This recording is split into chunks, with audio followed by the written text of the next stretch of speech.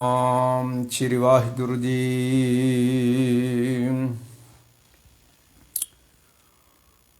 ਡੰਡੋਤ ਬੰਦਨ ਅਨਕ ਬਾਰ, ਸਰਬ ਕਲਾ ਸਮਰੱਥ।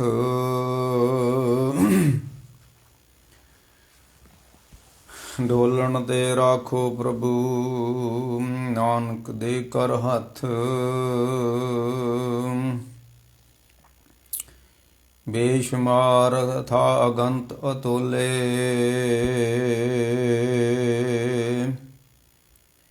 ਜਿਉ ਬੁਲਾਉ ਤਿਉ ਨਾਨਕ ਦਾਸ ਬੋਲੇ।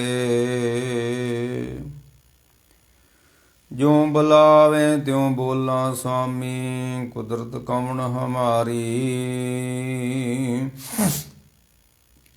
ਸਾਧ ਸੰਗ ਨਾਨਕ ਜਸ ਗਾਇਓ, ਜੋ ਪ੍ਰਭ ਕੀ ਅਤ ਪਿਆਰੀ। ਵਾਹਿਗੁਰੂ ਜੀ ਕਾ ਖਾਲਸਾ, ਵਾਹਿਗੁਰੂ ਜੀ ਕੀ ਫਤਿਹ। ਗੁਰੂ ਪਿਆਰੇ ਗੁਰੂ ਸਾਰੀ ਸਾਧ ਸੰਗਤ ਜੀ, ਗੁਰੂ ਸਾਹਿਬ ਦੀ ਕਿਰਪਾ ਦੇ ਨਾਲ ਅੱਜ ਆਪਾਂ ਜਪਜੀ ਸਾਹਿਬ ਦੀ ਲੜੀਵਾਰ ਕਥਾ ਜਿਹੜੀ ਆ ਉਹ ਆਰੰਭ ਕਰਨ ਲੱਗੇ ਆ। ਸੱਚੇ ਪਾਤਸ਼ਾਹ ਰਹਿਮਤਾਂ ਕਰਨ, ਕਿਰਪਾ ਕਰਨ, ਆਪ ਹੀ ਵਿੱਚ ਵਰਤ ਕੇ ਆਪਣੀ ਰਹਿਮਤ ਭਰੇ ਹੱਥ ਰੱਖ ਕੇ ਮਹਾਰਾਜ ਕਥਾ ਕਰਾਉਣ। ਅੱਜ ਇੱਕ ਸਿੱਖ ਇਤਿਹਾਸ ਦਾ ਅਹਿਮ ਦਿਹਾੜਾ ਵੀ ਆ। ਅੱਜ ਦੇ ਦਿਨ 21 ਫਰਵਰੀ 1921 ਨੂੰ ਨਨਕਾਣਾ ਸਾਹਿਬ ਦਾ ਸਾਕਾ ਹੋਇਆ ਸੀ। ਉਹ ਵੀ ਅੱਜ ਕੌਮ ਮਨਾ ਰਹੀ ਆ। ਤੇ ਇੱਥੋਂ ਸਾਡਾ ਅਨੁਮਾਨ ਲਾ ਸਕਦੇ ਅਸੀਂ ਆਪਣੇ ਆਪ ਦਾ ਵੀ ਜਿਸ ਕੌਮ ਦੇ ਧਰਮ ਸਥਾਨ ਹੀ ਗੈਰ ਵਿਅਕਤੀਆਂ ਦੇ ਕਬਜ਼ੇ 'ਚ ਹੋਣ,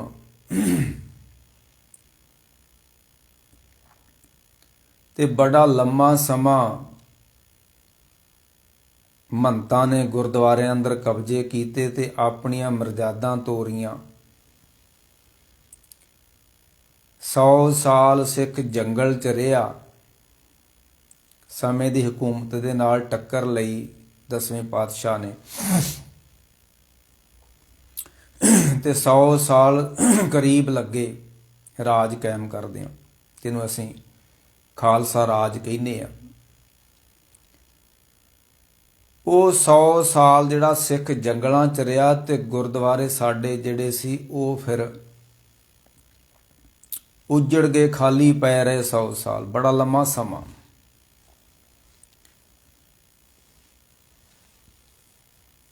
ਫਿਰ ਸਮਾਂ ਇੱਕ ਆਇਆ ਕਿ ਇਹਨਾਂ ਅਸਥਾਨਾਂ ਉੱਤੇ ਮਹੰਤਾਂ ਨੇ ਕਬਜ਼ੇ ਕਰ ਲਏ। ਉਹ ਮਹੰਤ ਉਦਾਸੀ ਸਨ, ਮਹੰਤ ਹਿੰਦੂ ਧਰਮ ਨਾਲ ਸੰਬੰਧ ਰੱਖਣ ਵਾਲੇ ਸਨ, ਤੇ ਉਹਨਾਂ ਨੇ ਆਪਣੀਆਂ ਪਰੰਪਰਾਵਾਂ ਤੋੜ ਦਿੱਤੀਆਂ। ਗੁਰਦੁਆਰਿਆਂ ਅੰਦਰ ਸੰਗਰਾਂਦ ਮਨਾਓ ਜੀ, ਅਜੇ ਤੱਕ ਮਨਾਉਂਦੇ ਆ ਰਹੇ ਹਾਂ ਅਸੀਂ। ਤੇ ਉਹ ਮਹੰਤ ਜਿਹੜੇ ਸੀ ਅਜਾਸੀ ਹੋ ਗਏ ਸਨ। ਉਹਨਾਂ ਫਿਰ ਮਹੰਤਾਂ ਨੂੰ ਕੱਢਣ ਵਾਸਤੇ ਗੁਰਦੁਆਰਾ ਸੁਧਾਰ ਲਹਿਰ ਚੱਲੀ, ਸ਼੍ਰੀ ਗੁਰੂ ਸਿੰਘ ਸਭਾ ਲਹਿਰ ਚੱਲੀ, ਅਕਾਲੀ ਲਹਿਰ ਚੱਲੀਆਂ। ਬੜੀਆਂ ਲਹਿਰਾਂ ਚੱਲਦੀਆਂ ਨੇ ਤੇ ਲਹਿਰਾਂ ਜਿਹੜੀਆਂ ਹੁੰਦੀਆਂ ਨੇ ਸਮੇਂ ਦੇ ਨਾਲ ਖਤਮ ਹੋ ਜਾਂਦੀਆਂ ਨੇ, ਰਹਿੰਦਾ ਸਮੁੰਦਰ ਹੀ ਹੈ। ਬੜੀਆਂ ਬੜੀਆਂ ਲਹਿਰਾਂ ਆਉਂਦੀਆਂ ਨੇ ਸਮੁੰਦਰਾਂ ਦੇ ਅੰਦਰ, ਲਹਿਰਾਂ ਦੀ ਹੋਂਦ ਨਹੀਂ ਹੁੰਦੀ, ਲਹਿਰਾਂ ਮੁੱਕ ਜਾਂਦੀਆਂ ਨੇ। ਬੜੀਆਂ ਲਹਿਰਾਂ ਆਈਆਂ, ਗੁਰਦੁਆਰਾ ਸੁਧਾਰ ਲਹਿਰ।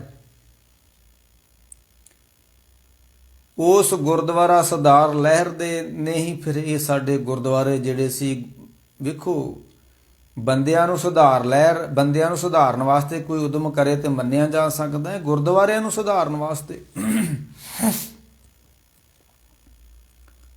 ਜਿੱਦਾਂ ਭਾਈ ਗੁਰਦਾਸ ਜੀ ਨੇ ਉਹਨਾਂ ਲਿਖਿਆ ਕਿ ਚੜਿਆ ਸੋਧਨ ਧਰਤ ਲੁਕਾਈ ਲੁਕਾਈ ਨੂੰ ਸੋਧਣ ਵਾਸਤੇ ਗੁਰੂ ਨਾਨਕ ਸਾਹਿਬ ਚੱਲੇ। ਤੇ ਸਮਾਂ ਇਹੋ ਜਿਹਾ ਆ ਗਿਆ ਕਿ ਬਾਬੇ ਦੇ ਆਪਣੇ ਗੁਰਦੁਆਰੇ ਵਿਗੜ ਗਏ, ਉਹਨਾਂ ਨੂੰ ਸੁਧਾਰਨ ਵਾਸਤੇ ਫਿਰ ਲਹਿਰਾਂ ਚੱਲੀਆਂ।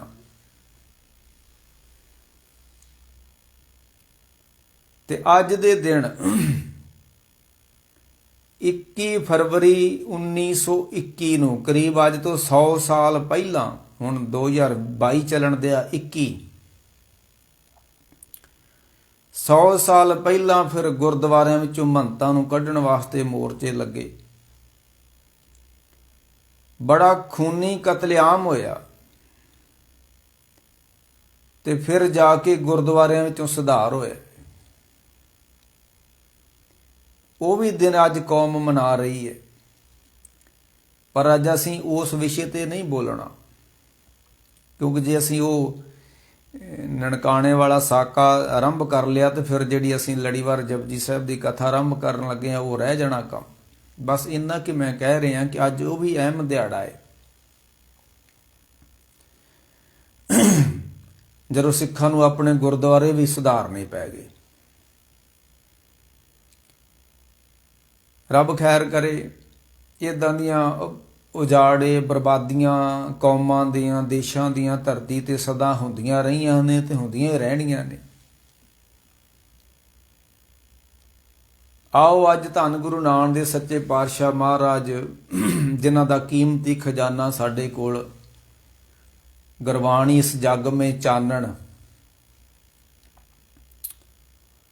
ਮਨੁੱਖ ਹਨੇਰੇ ਵਿੱਚ ਭਟਕ ਰਿਹਾ ਹੈ ਤੇ ਹਨੇਰੇ ਵਿੱਚ ਫਿਰ ਬੰਦੇ ਨੂੰ ਸਹੀ ਰਾਹ ਦਿਖਾ ਸਕਦਾ ਹੈ ਤੇ ਗੁਰੂ ਕੀ ਬਾਣੀ ਹੈ। ਇਸ ਬਾਣੀ ਨੂੰ ਜਿਹੜਾ ਪਿਆਰ ਨਾਲ ਪੜ੍ਹੇਗਾ, ਪਿਆਰ ਨਾਲ ਵਿਚਾਰੇਗਾ ਤੇ ਉਹਦੇ ਸਾਰੇ ਵਹਿਮ ਭਰਮ ਦੂਰ ਹੋ ਜਾਣਗੇ। ਕਥਾ ਕੀ ਹੁੰਦੀ ਹੈ? ਕਿਸੇ ਨੇ ਲਿਖਿਆ ਹੈ, ਕਥਾ ਇੱਕ ਤਾੜੀ ਹੈ। ਤਾੜੀ ਹੈ, ਜਿੱਦਾਂ ਹੱਥਾਂ ਨਾਲ ਅਸੀਂ ਤਾੜੀਆਂ ਨਹੀਂ ਮਾਰਦੇ। ਉਹ ਕਹਿੰਦਾ ਕਥਾ ਇੱਕ ਤਾੜੀ ਹੈ, ਕਥਾ ਇੱਕ ਕੁਹਾੜੀ ਹੈ। ਉਹ ਕੁਹਾੜੀ ਜਿਨ੍ਹਾਂ ਨਾਲ ਅਸੀਂ ਬਾਲਣ ਟੁੱਕਦੇ ਆ ਨਾ, ਉਹ ਆ ਕਥਾ। ਤਾੜੀ ਦਾ ਮਤਲਬ ਜਿਸ ਤਰ੍ਹਾਂ ਕੋਈ ਜਾਨਵਰ ਬੈਠੇ ਹੋਣ ਨਾ ਰੁੱਖ ਦੇ ਉੱਤੇ ਤੇ ਤਾੜੀ ਮਾਰੀਏ ਤੇ ਜਾਨਵਰ ਉੱਡ ਜਾਂਦੇ ਨੇ, ਤੇ ਜੇ ਕੁਹਾੜੀ ਫੜ ਕੇ ਰੁੱਖ ਨੂੰ ਕੱਟਿਆ ਜਾ ਸਕਦਾ ਹੈ। ਕਥਾ ਇੱਕ ਤਾੜੀ ਹੈ, ਕਥਾ ਇੱਕ ਕੁਹਾੜੀ ਹੈ। ਕਥਾ ਕੁਹਾੜੀ ਦਾ ਵੀ ਕੰਮ ਕਰਦੀ ਹੈ, ਕੱਟਦੀ ਆ। ਸੰਸੇ ਭਰਮ ਕੋ ਜੜੋਂ ਉਖਾੜੀ। ਕੁਹਾੜੇ ਨਾਲ ਬੰਦਾ ਕੀ ਕਰਦਾ? ਰੁੱਖ ਨੂੰ ਪੁੱਟਦਾ ਹੈ, ਜੜ੍ਹਾਂ ਤੋਂ ਪੁੱਟ ਦਿੰਦਾ ਹੈ। ਕੁਹਾੜੇ ਦੇ ਨਾਲ ਬੰਦਾ ਰੁੱਖ ਦੀਆਂ ਜੜ੍ਹਾਂ ਪੁੱਟ ਦਿੰਦਾ ਤੇ ਮਾਰ ਕੇ ਵਿਦਵਾਨ ਕਹਿੰਦਾ ਤੂੰ ਕਥਾ ਸੁਣਿਆ ਕਰ, ਤੇਰੇ ਅੰਦਰ ਵਹਿਮ ਭਰਮ ਜਿਹੜੇ ਪਏ ਹੋਏ ਹਨ ਇਹ ਸਾਰੀਆਂ ਦੀਆਂ ਜੜ੍ਹਾਂ ਪੁੱਟੀਆਂ ਜਾਣਗੀਆਂ। ਬੰਦਾ ਸੰਸੇ ਵਿੱਚ ਜੀਂਦਾ ਹੈ, ਬੰਦਾ ਧਰਮ ਕਰਮ ਕਰਦਿਆਂ ਹੋਇਆਂ ਵੀ ਕਿਰਾਏ ਪਿਆ ਰਹਿੰਦਾ ਹੈ। ਤੇ ਕਥਾ ਕੀਰਤਨ ਜਿਹੜਾ ਹੁੰਦਾ ਹੈ ਉਹ ਰੱਬ ਨਾਲ ਜੁੜਨ ਵਾਸਤੇ ਹੁੰਦਾ ਹੈ, ਤੇ ਕਥਾ ਜਿਹੜੀ ਹੁੰਦੀ ਹੈ ਵਹਿਮ ਭਰਮ ਦੂਰ ਕਰਨ ਵਾਸਤੇ ਹੁੰਦੀ ਹੈ। ਕੀ ਕਰਨਾ ਹੈ, ਕੀ ਨਹੀਂ ਕਰਨਾ, ਕੀ ਖਾਣਾ ਹੈ, ਕੀ ਨਹੀਂ ਖਾਣਾ, ਕਿਵੇਂ ਸੌਣਾ ਹੈ, ਕਿਵੇਂ ਉੱਠਣਾ ਹੈ, ਉੱਠ ਕੇ ਕਰਨਾ ਕੀ ਹੈ, ਇਸ ਸੰਸਾਰ ਵਿੱਚ ਕਿਵੇਂ ਵਿਚਰਨਾ ਹੈ, ਇਹ ਸਾਰੀਆਂ ਗੱਲਾਂ ਕਥਾ ਵਿੱਚੋਂ ਮਿਲਦੀਆਂ ਨੇ। ਪਰਮੇਸ਼ਰ ਕੀ ਹੈ, ਪਰਮੇਸ਼ਰ ਨੂੰ ਕਿਵੇਂ ਮਿਲਣਾ ਹੈ, ਉਹਨੂੰ ਕਿਵੇਂ ਜਪਣਾ, ਉਹਨੂੰ ਕਿਵੇਂ ਧਿਆਉਣਾ, ਉਹਨੇ ਕਿਵੇਂ ਮਿਲਣਾ ਹੈ, ਉਹਦਾ ਕੀ ਸਰੂਪ ਹੈ, ਉਹ ਕਿੱਥੇ ਰਹਿੰਦਾ ਹੈ, ਉਹ ਕਰਦਾ ਕੀ ਹੈ, ਇਹ ਸਾਰੀਆਂ ਗੱਲਾਂ ਫਿਰ ਸਾਨੂੰ ਕਥਾ ਵਿੱਚੋਂ ਮਿਲਣੀਆਂ ਨੇ। ਤੇ ਕਥਾ ਇੱਕ ਤਾੜੀ ਹੈ, ਕਥਾ ਇੱਕ ਕੁਹਾੜੀ ਹੈ। ਸੰਸੇ ਭਰਮ ਕੋ ਜੜੋਂ ਉਖਾੜੀ ਹੈ। ਆਓ ਧੰਨ ਗੁਰੂ ਨਾਨਕ ਦੇ ਸੱਚੇ ਪਾਤਸ਼ਾਹ ਮਹਾਰਾਜ ਜੀ ਨੇ ਇਹ ਜਿਹੜੀ ਜੈਸੀ ਮੈਂ ਆਵੇ ਖਸਮ ਕੀ ਬਾਣੀ ਤੈਸੜਾ ਕਰੀ ਗਿਆਨ ਵੇ ਲਾਲੋ।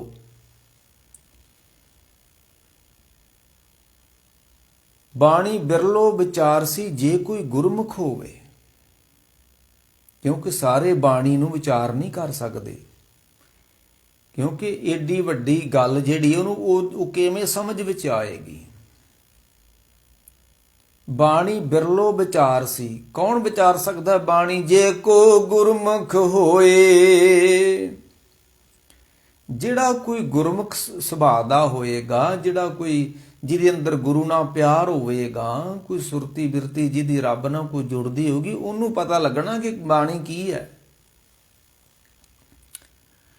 ਤੇ ਸਾਡਾ ਤੇ ਜ਼ੋਰ ਲੱਗਿਆ ਖੰਡ ਪਾਠ ਰਖਾ ਲਓ ਜੀ। ਜੇ ਗੁਰਪੁਰਬ ਆ ਗਿਆ ਤੇ ਤਾਂ ਖੰਡ ਪਾਠ, ਜੇ ਕੋਈ ਹੋਰ ਤੇ ਖੰਡ ਪਾਠ ਰਖਾ ਲਓ। ਠੀਕ ਹੈ, ਇਹ ਬਾਣੀ ਖੰਡ ਪਾਠ ਵਾਸਤੇ ਨਹੀਂ ਇਕੱਲੀ ਲਿਖੀ ਗਈ। ਹਾਂ, ਬਾਣੀ ਬਿਰਲੋ ਵਿਚਾਰ ਸੀ ਜੇ ਕੋਈ ਗੁਰਮੁਖ ਹੋਏ। ਬਾਣੀ ਮਹਾਂਪੁਰਖ ਕੀ। ਅਸੀਂ ਕਹਿੰਦੇ ਗੁਰੂ ਨਾਨਕ ਸਾਹਿਬ ਦੀ ਬਾਣੀ ਹੈ, ਕਬੀਰ ਦੀ ਬਾਣੀ ਹੈ, ਰਵਿਦਾਸ ਜੀ ਦੀ ਬਾਣੀ ਹੈ, ਤੇ ਪਰ ਨਹੀਂ, ਇਹ ਬਾਣੀ ਮਹਾਂਪੁਰਖਨ ਕੀ। ਨਿਜ ਘਰ ਵਾਸਾ ਹੋਏ। ਇਹ ਜਿਹੜਾ ਸਾਡਾ ਮਨ ਭਟਕ ਰਿਹਾ ਹੈ ਨਾ, ਆਪਣੇ ਘਰ ਵਿੱਚ ਨਹੀਂ ਬਹਿੰਦਾ। ਮੇਰੇ ਮਨ ਪਿਆਰ ਪਰਦੇਸੀ ਵੇ ਪਿਆਰੇ ਆਓ ਘਰੇ। ਇਹ ਅਵਾਰਾ ਮਨ, ਅਭੈੜ ਮਨ ਜਿਹੜਾ ਭਟਕ ਰਿਹਾ ਹੈ, ਇਹ ਕਿੱਦਾਂ ਆਵੇਗਾ ਘਰ ਵਿੱਚ? ਮੇਰੇ ਮਨ ਵੇ ਪਰਦੇਸੀ ਵੇ ਪਿਆਰੇ ਆਓ ਘਰੇ। ਤੇ ਮਰ ਕਹਿੰਦੇ ਇਹ ਬਾਣੀ ਮਹਾਂਪੁਰਖਣ ਕੀ ਨਿਜ ਘਰ ਵਾਸਾ ਹੋਵੇ। ਤੂੰ ਜਪੀ ਜਾ, ਇਹਨੂੰ ਪੜ੍ਹੀ ਜਾ, ਵਿਚਾਰੀ ਜਾ, ਤੇ ਤੈਨੂੰ ਨਿਜ ਸਰੂਪ ਦੀ ਪ੍ਰਾਪਤੀ ਹੋ ਜਾਏਗੀ। ਆਪਣਾ ਸਰੂਪ ਤੈਨੂੰ ਪ੍ਰਾਪਤ ਹੋ ਜਾਏਗਾ। ਬਾਣੀ ਮੰਤਰ ਮਹਾਂਪੁਰਖਣ ਕੀ। ਇਹ ਮੰਤਰ ਵੀ ਆ, ਇਹਨੂੰ ਜਪਣਾ ਵੀ ਆ। ਤਾਈਓ ਤਾਂ ਅੱਜ ਅਸੀਂ ਜਿਹੜਾ ਜਪਜੀ ਸਾਹਿਬ, ਅਸਲ ਬਾਣੀ ਦਾ ਨਾਂ ਜਪ। ਜਪ ਦਾ ਮਤਲਬ ਹੈ ਜਪਣਾ। ਤੇ ਬਾਣੀ ਮੰਤਰ ਮਹਾਂਪੁਰਖਣ ਕੀ। ਮਨੇ ਉਤਾਰਨ ਮਾਨ ਕੋ। ਇਹ ਕਹਿੰਦੇ ਤੂੰ ਜਪੀ ਜਾ, ਜਪੀ ਜਾ, ਬਾਣੀ ਜਪੀ ਜਾ। ਇਹ ਮੰਤਰ ਵਾ। ਜਿੱਦਾਂ ਕੋਈ ਸੱਪ ਦਾ ਮੰਤਰ ਹੁੰਦਾ ਹੈ, ਗਾਰੜੂ ਮੰਤਰ ਹੁੰਦਾ, ਜਪੀ ਜਾਵੇ ਤੇ ਬੰਦਾ ਫਿਰ ਸੱਪ ਦੀ ਜ਼ਹਿਰ ਲਾਉਣ ਦੇ ਸਮਰੱਥ ਹੋ ਜਾਂਦਾ ਹੈ। ਜਿਹੜੇ ਕਹਿੰਦੇ ਨਾ ਵੀ ਅਸੀਂ ਫਾਂਡਾ ਕਰਾਇਆ ਹੈ ਸੱਪ ਦਾ, ਤੇ ਜਿਹੜੇ ਸੱਪ ਦਾ ਫਾਂਡਾ ਕਰਦੇ ਨੇ ਉਹਨਾਂ ਦੇ ਕੋਲ ਗਾਰੜੂ ਮੰਤਰ ਹੁੰਦਾ ਹੈ, ਤੇ ਉਹਨਾਂ ਨੇ ਜਪਿਆ ਹੁੰਦਾ ਉਸ ਮੰਤਰ ਨੂੰ। ਜਦੋਂ ਦਵਾਈਆਂ ਨਹੀਂ ਸੀ ਹੁੰਦੀਆਂ, ਉਦੋਂ ਦਾੜ ਪੀੜ ਦਾ ਵੀ ਮੰਤਰ ਹੁੰਦਾ ਸੀ। ਦਾੜ ਪੀੜ ਹੁੰਦੀ, ਇੱਕ ਮੰਤਰ ਪੜ੍ਹ ਦੇਣਾ ਹੈ। ਸਿਰ ਪੀੜ ਹੁੰਦੀ, ਇੱਕ ਮੰਤਰ ਪੜ੍ਹ ਦਿਓ। ਤੇ ਜਿਨ੍ਹਾਂ ਲੋਕਾਂ ਨੇ ਮੰਤਰ ਸਿੱਧ ਕੀਤੇ ਹੁੰਦੇ ਸੀ, ਉਹੀ ਉਹ ਪੀੜ ਹਟਾ ਸਕਦੇ ਸਨ। ਇਸੇ ਤਰ੍ਹਾਂ ਮਾਰ ਕਹਿੰਦੇ ਇਹ ਬਾਣੀ ਮੰਤਰ ਮਹਾਂਪੁਰਖਣ ਕੀ ਮਨੇ ਉਤਾਰਨ ਮਾਨ ਕੋ। ਇਹ ਬਾਣੀ ਮੰਤਰ ਵਾ, ਤੇ ਮਨ ਵਿੱਚੋਂ ਮਾਨ ਹੰਕਾਰ ਸਭ ਨੂੰ ਕੱਢ ਦਿੰਦੀ ਹੈ ਬਾਣੀ ਗੁਰੂ ਕੀ। ਸਤਿਗੁਰੂ ਕੀ ਬਾਣੀ ਸਤ ਸਰੂਪ ਹੈ, ਗੁਰਬਾਣੀ ਬਣੀਏ। ਸਤਿਗੁਰ ਕੀ ਰੀਸੇ ਹੋਰ ਕੱਚ ਪਿੱਛ ਬੋਲਦੇ। ਇਹ ਕੱਚੇ ਪਿੱਲੇ ਵੀ ਬਾਣੀਆਂ ਘੜ ਕੇ ਬਹਿ ਗਏ ਨੇ। ਸੇ ਕੂੜਿਆਰ ਕੂੜੇ ਝੜ ਪੜੀਏ। ਉਹਨਾਂ ਵਿੱਚ ਕੋਈ ਸੱਚਾਈ ਨਹੀਂ। ਝੂਠਿਆਂ ਕੋਲ ਸੱਚਾਈ ਕਿੱਥੇ ਹੁੰਦੀ? ਤੇ ਮਾਰ ਕਹਿੰਦੇ ਜੈਸੀ ਮੈਂ ਆਵੇ ਖਸਮ ਕੀ ਬਾਣੀ। ਬਾਣੀ ਸਾਡੀ ਨਹੀਂ ਹੈ, ਇਹ ਖਸਮ ਕੀ ਬਾਣੀ ਹੈ। ਜਿਹਨੂੰ ਕਹਿੰਦੇ ਤੁਰਕੀ ਬਾਣੀ ਆਈ। ਸਾਚੀ ਬਾਣੀ ਮਿੱਠੀ ਅੰਮ੍ਰਿਤ ਧਾਰ। ਜਿਨ ਪੀਤੀ ਤਿਸ ਮੋਖ ਦਵਾਰ।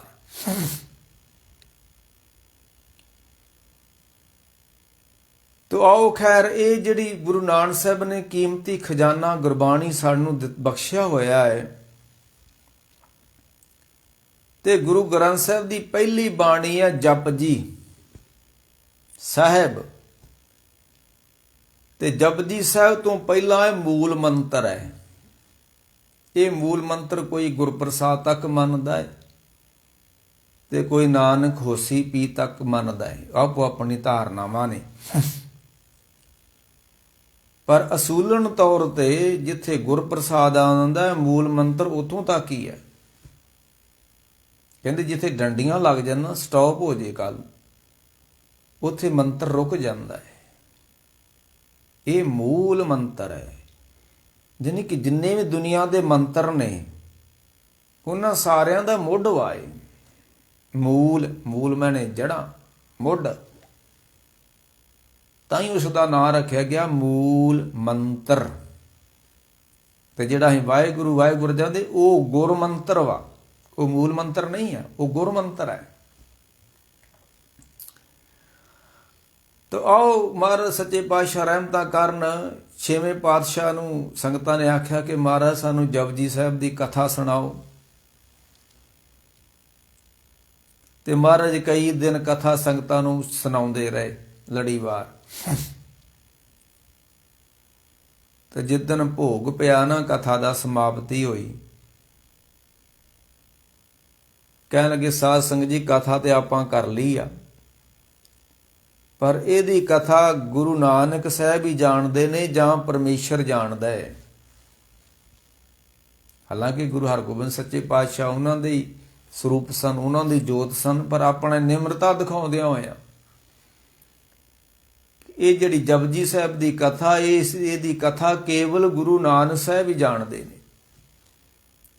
ਤੇ ਅੱਜ ਤੱਕ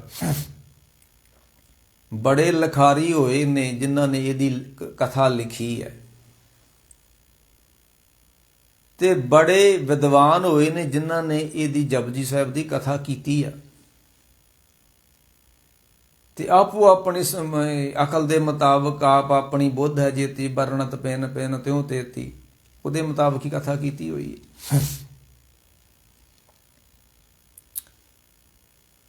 ਤੇ ਮਹਾਰਾਜ ਇੱਥੋਂ ਗੱਲ ਆਰੰਭ ਕਰਦੇ ਨੇ, ਇੱਕ ਓੰਕਾਰ ਸਤਨਾਮ ਕਰਤਾ ਪੁਰਖ ਨਿਰਭਉ ਨਿਰਵੈਰ ਕਾਲ ਮੂਰਤ ਆਜੂਨੀ ਸਾਹਿਬੰ ਗੁਰ ਪ੍ਰਸਾਦ।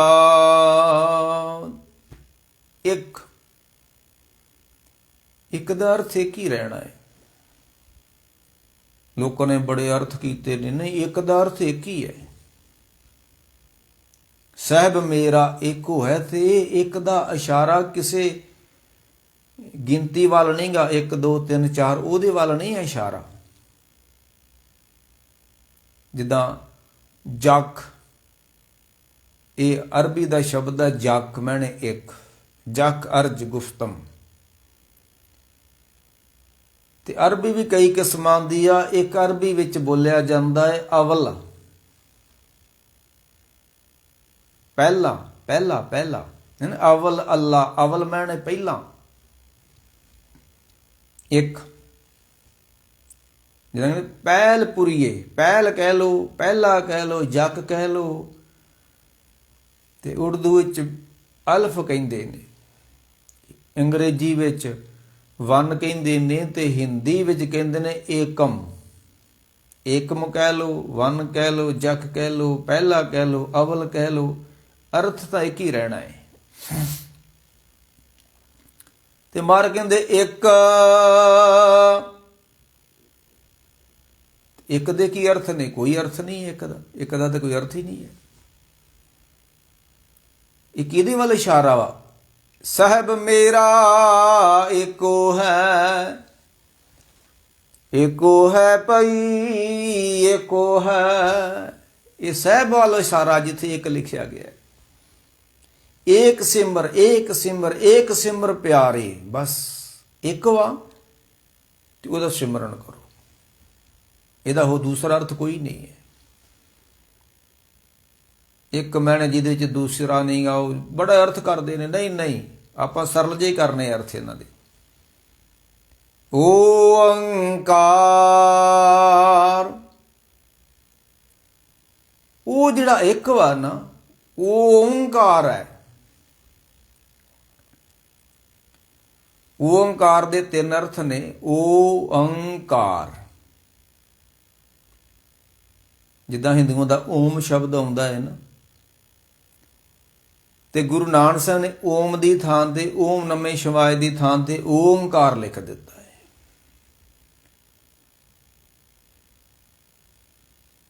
ਮਾਰ ਕਹਿੰਦੀ ਉਹ ਤਿੰਨ ਨਹੀਂ ਹੈ। ਓਮਕਾਰ ਦਾ ਅਰਥ ਹੈ ਤਿੰਨ ਸ਼ਕਤੀਆਂ, ਪੈਦਾਇਸ਼, ਪਾਲਣਾ ਤੇ ਲਾਇ ਕਰਨ ਵਾਲੀਆਂ ਤਿੰਨ ਸ਼ਕਤੀਆਂ। ਨਹੀਂ ਮਾਰ ਕਹਿੰਦੇ ਤਿੰਨ ਨਹੀਂ ਆ, ਓਮਕਾਰ ਨਹੀਂ ਆ, ਇੱਕ ਓਮਕਾਰ ਹੈ। ਤੇ ਦੂਸਰੀ ਗੱਲ, ਜਿਹੜਾ ਇਹ ਓਮਕਾਰ ਲਿਖਿਆ ਹੈ ਕੀ ਹੈ? ਕਬੀਰ ਸਾਹਿਬ ਕਹਿੰਦੇ ਨੇ ਓਮਕਾਰ ਆਦਿ ਮੈਂ ਜਾਣਾ, ਮੈਂ ਉਸ ਓਮਕਾਰ ਆਦਿ ਨੂੰ ਜਾਣਦਾ ਵਾਂ, ਤੇ ਜਿਸ ਨੂੰ ਮੈਂ ਜਾਣਦਾ ਵਾਂ ਉਹ ਲਿਖਿਆ ਨਹੀਂ ਜਾ ਸਕਦਾ। ਠੀਕ ਆ, ਉਸ ਨੂੰ ਅਸੀਂ ਓਮਕਾਰ ਕਹਿ ਦਿੱਤਾ ਹੈ, ਪਰ ਉਹ ਲਿਖਣ ਵਿੱਚ ਨਹੀਂ ਆਉਂਦਾ ਨਾ। ਕਬੀਰ ਸਾਹਿਬ ਨੇ ਮੈਂ ਜਾਣਿਆ ਉਸ ਨੂੰ, ਪਰ ਜਿਸ ਨੂੰ ਮੈਂ ਜਾਣਿਆ ਉਹ ਮੇਰੇ ਲਿਖਣ 'ਚ ਨਹੀਂ ਆਉਣਾ। ਜੇ ਉਹ ਲਿਖਣ 'ਚ ਆ ਗਿਆ ਫਿਰ ਬੇਅੰਤ ਥੋੜਾ ਵਾ ਕੋਈ। ਜੇ ਲਿਖਣ 'ਚ ਆ ਗਿਆ ਉਹ ਫਿਰ ਕਥਿਆ ਗਿਆ। ਜਿਹਨੂੰ ਲਿਖ ਲਵਾਂਗੇ ਉਹ ਤੇ ਫਿਰ ਕਥਿਆ ਜਾਊਗਾ, ਤੇ ਜਿਹੜਾ ਕਥਿਆ ਗਿਆ ਉਹ ਬੇਅੰਤ ਨਹੀਂ ਹੋ ਸਕਦਾ। ਕਬੀਰ ਸਾਹਿਬ ਓਮਕਾਰ ਆਦਿ ਮੈਂ ਜਾਣਾ, ਮੈਂ ਉਸ ਨੂੰ ਜਾਣਦਾ ਹੈ ਤੋ ਸਹੀ ਲਖੇ ਜੇ ਕੋਈ, ਜਸ ਹੋਏ ਤਸ ਲਖੇ ਨਾ ਕੋਈ। ਹੈਗਾ ਤੇ ਜ਼ਰੂਰ ਵਾਓ, ਪਰ ਉਹਦੇ ਵਾਸਤੇ ਹੈਗਾ ਜਿਹੜਾ ਉਹਨੂੰ ਜਾਣਦਾ ਹੈ। ਮੈਂ ਜਾਣਦਾ, ਕਬੀਰ ਸਾਹਿਬ ਕਹਿੰਦੇ ਲਿਖਿਆ ਮੇਟੇ ਤਾਹੇ ਨਾ ਮਾਨਾ। ਓਮਕਾਰ ਲਿਖਣ ਵਿੱਚ ਨਹੀਂ ਆਉਂਦਾ, ਤੇ ਜਿਹੜਾ ਲਿਖਿਆ ਜਾਂਦਾ ਉਹ ਮਿਟ ਜਾਂਦਾ ਹੈ। ਗੁਰੂ ਨਾਨਕ ਸਾਹਿਬ ਅੱਗੇ ਕਬੀਰ ਸਾਹਿਬ ਓਮਕਾਰ ਆਦਿ ਮੈਂ ਜਾਣਾ, ਲਿਖਿਆ ਮੇਟੇ ਤਾਹੇ ਨਾ ਮਾਨਾ। ਓਮਕਾਰ ਲਖੇ ਜੋ ਕੋਈ, ਜਿਹੜਾ ਓਮਕਾਰ ਨੂੰ ਕੋਈ ਸਮਝ ਲਵੇ, ਸੋਈ ਲੱਖ ਮਿਟਣਾ ਨਾ ਹੋਈ। ਜਿਹੜਾ ਅਸਲੀ ਓਮਕਾਰ ਵਾ ਨਾ ਭਾਈ, ਉਹ ਲਿਖਣ ਵਿੱਚ ਨਹੀਂ ਆਉਣਾ। ਤਾਈਂ ਤੇ ਬਾਣੀਕਾਰਾਂ ਨੇ ਇੰਨੀ ਵੱਡੀ ਰਚਨਾ ਕਰਕੇ ਪਰਮੇਸ਼ਰ ਦੀ ਬਾਣੀ ਫੇਰ ਵੀ ਕਿਹਾ ਵੀ ਉਹਦਾ ਕਿਸੇ ਨੇ ਅੰਤ ਨਹੀਂ ਪਾਇਆ। ਕਥਨਹਾਰਿਆਂ ਨੇ ਕਿਹਾ ਅਸੀਂ ਉਸ ਨੂੰ ਕਥ ਨਹੀਂ ਸਕਦੇ, ਲਿਖਣਹਾਰਿਆਂ ਨੇ ਕਿਹਾ ਅਸੀਂ ਲਿਖ ਨਹੀਂ ਸਕਦੇ, ਅੰਤ ਪਾਉਣ ਵਾਲਿਆਂ ਨੇ ਕਿਹਾ ਵੀ ਅਸੀਂ ਉਹਦਾ ਅੰਤ ਪਾ ਨਹੀਂ ਸਕਦੇ, ਉਹਨੂੰ ਪਾਉਣ ਵਾਲਿਆਂ ਨੇ ਕਿਹਾ ਵੀ ਉਹਨੂੰ ਪਾਇਆ ਤੇ ਜਾ ਸਕਦਾ ਪਰ ਉਹਦਾ ਅੰਤ ਨਹੀਂ ਪਾਇਆ ਜਾ ਸਕਦਾ, ਉਹਨੂੰ ਲਿਖਿਆ ਤੇ ਜਾ ਸਕਦਾ ਪਰ ਲਿਖਤ ਰਾਹੀਂ ਉਹਦਾ ਅੰਤ ਨਹੀਂ ਲਿਖਤਾਂ ਦਾ ਪੈ ਸਕਦਾ, ਉਹਨੂੰ ਗਾਇਆ ਤੇ ਜਾ ਸਕਦਾ ਪਰ ਗਾਣ ਦੇ ਨਾਲ ਉਹਦਾ ਕੋਈ ਅੰਤ ਨਹੀਂ ਪੈ ਸਕਦਾ। ਓਮਕਾਰ ਆਦਿ ਮੈਂ ਜਾਣਾ, ਮੈਂ ਉਸ ਨੂੰ ਜਾਣਦਾ ਹੈ। ਲਿਖਿਆ ਮੇਟੇ ਤਾਹੇ ਨਾ ਮਾਨਾ, ਉਹ ਮੇਰੇ ਲਿਖਣ ਵਿੱਚ ਨਹੀਂ ਆਉਣਾ। ਉਹ ਅੱਖਰ ਖਿਰ ਜਾਏਂਗੇ, ਇਹ ਅੱਖਰ ਖਿਰ ਜਾਏਂਗੇ, ਉਹ ਅੱਖਰ ਇਨਮੇ ਨਹੀਂ। ਜਿਹੜਾ ਮੈਂ ਰੱਬ, ਜਿਸ ਰੱਬ ਨੂੰ ਮੈਂ ਜਾਣਦਾ ਹੈ ਨਾ, ਉਹ ਅੱਖਰਾਂ 'ਚ ਬਿਆਨ ਨਹੀਂ ਹੋਣਾ। ਕਿਉਂ? ਇਹ ਅੱਖਰ ਖਿਰ ਜਾਏਂਗੇ। ਅੱਖਰ ਤੇ ਕਮਜ਼ੋਰ ਪੈ ਜਾਂਦੇ ਨੇ, ਅੱਖਰ ਤਾਂ ਫਿੱਕੇ ਪੈ ਜਾਂਦੇ ਨੇ, ਅੱਖਰ ਤਾਂ ਮਿਟ ਜਾਂਦੇ ਨੇ। ਓਮਕਾਰ ਲਖੇ ਜੋ ਕੋਈ, ਸੋਈ ਲੱਖ ਮਿਟਣਾ ਨਾ ਹੋਈ। ਉਹਨੂੰ ਨਹੀਂ ਮਿਟਾਇਆ ਜਾ ਸਕਦਾ। ਜਦੋਂ ਜਗਤ ਨੂੰ ਤਾਰਦਿਆਂ ਗੁਰੂ ਨਾਨਕ ਸਾਹਿਬ ਨਰਬਦਾ ਦੇ ਕੰਢੇ ਤੇ ਇੱਕ ਮੰਦਿਰ ਹੈ, ਉੱਥੇ ਜਾਂਦੇ ਨੇ। ਗੁਜਰਾਤ ਦਾ ਸ਼ਹਿਰ ਨਰਬਦਾ ਹੈ, ਉਹਦੇ ਕੰਢੇ ਤੇ ਮੰਦਿਰ ਹੈ, ਤੇ ਮੰਦਿਰ ਦਾ ਨਾਂ ਓਂਕਾਰ ਹੈ। ਸ਼ਹਿਰ ਦਾ ਨਾਂ ਵੀ ਓਂਕਾਰ ਹੈ। ਉੱਥੇ ਗੁਰੂ ਨਾਨਕ ਸਾਹਿਬ ਜਾਂਦੇ ਨੇ, ਤੇ ਮੰਦਿਰ ਦੇ ਅੰਦਰ ਇੱਕ ਮੂਰਤੀ ਆ, ਉਹ ਸ਼ਿਵ ਦੀ ਮੂਰਤੀ ਹੈ, ਤੇ ਪਾਂਡੇ ਉਹਦੀ ਪੂਜਾ ਕਰਦੇ ਨੇ। ਤੇ ਪਾਂਡਿਆਂ ਨੂੰ ਗੁਰੂ ਨਾਨਕ ਸਾਹਿਬ ਕਹਿਣ ਲੱਗੇ, ਤੁਸੀਂ ਕਿਸ ਦੀ ਪੂਜਾ ਕਰਦੇ ਹੋ? ਕਹਿਣ ਲੱਗੇ ਅਸੀਂ ਓਂਕਾਰ ਦੀ ਪੂਜਾ ਕਰਦੇ ਹਾਂ। ਮਹਾਰਾਜ ਕਹਿੰਦੇ ਕਿੱਥੇ ਆ ਓਂਕਾਰ? ਉਹ ਅੰਦਰ ਮੂਰਤੀ ਬਣਾਈ ਓਂਕਾਰ ਦੀ। ਜਦੋਂ ਜਗਨਨਾਥਪੁਰੀ ਜਾਂਦੇ ਨੇ ਗੁਰੂ ਸਾਹਿਬ ਜੀ, ਤੇ ਉੱਥੇ ਪਾਂਡੇ ਕਹਿੰਦੇ ਵੀ ਆਓ ਆਰਤੀ ਕਰੀਏ ਜਗਨਨਾਥ ਦੀ। ਸਾਹਿਬ ਕਹਿਣ ਲੱਗੇ ਜਗਨਨਾਥ ਕਿੱਥੇ ਆ? ਹੋਏ ਅੰਦਰ ਮੂਰਤੀ ਜਗਨਨਾਥ ਦੀ ਅੰਦਰ। ਸਾਹਿਬ ਕਹਿੰਦੇ ਪੱਥਰ ਦਾ ਜਗਨਨਾਥ ਨਹੀਂ ਹੋ ਸਕਦਾ। ਤੇ ਇੱਥੇ ਓਂਕਾਰ ਦੇ ਮੰਦਿਰ 'ਚ ਜਦੋਂ ਗੁਰੂ ਨਾਨਕ ਸਾਹਿਬ ਜਾਂਦੇ ਨੇ ਤੇ ਪਾਂਡੇ ਆਰਤੀ ਪਏ ਕਰਦੇ ਨੇ ਤੇ ਗੁਰੂ ਨਾਨਕ ਸਾਹਿਬ ਨੂੰ ਕਹਿੰਦੇ ਤੁਸੀਂ ਵੀ ਆਰਤੀ ਕਰੋ। ਹੈ ਕਿਹਦੀ ਆਰਤੀ ਕਰੀਏ? ਓਂਕਾਰ ਦੀ ਕਰੋ ਹੈ ਆਰਤੀ। ਸਾਹਿਬ ਕਹਿਣਗੇ ਓਂਕਾਰ ਕਿੱਥੇ ਹੈ? ਕਹਿ ਲੱਗਿਆ ਵੀ ਅੰਦਰ ਮੂਰਤੀ ਓਂਕਾਰ ਦੀ, ਸ਼ਿਵ ਦੀ ਮੂਰਤੀ ਹੈ, ਉਹਨੂੰ ਓਂਕਾਰ ਮੰਨਦੇ ਨੇ ਉਹ। ਸਾਹਿਬ ਕਹਿਣ ਲੱਗੇ ਓਂਕਾਰ ਨਹੀਂ ਹੈ, ਇਹ ਤਾਂ ਪੱਥਰ ਹੈ, ਤੇ ਪੱਥਰ ਓਂਕਾਰ ਥੋੜਾ ਹੋ ਸਕਦਾ ਹੈ ਕੋਈ। ਓਂਕਾਰ ਕੀਆ ਉਤਪਤ,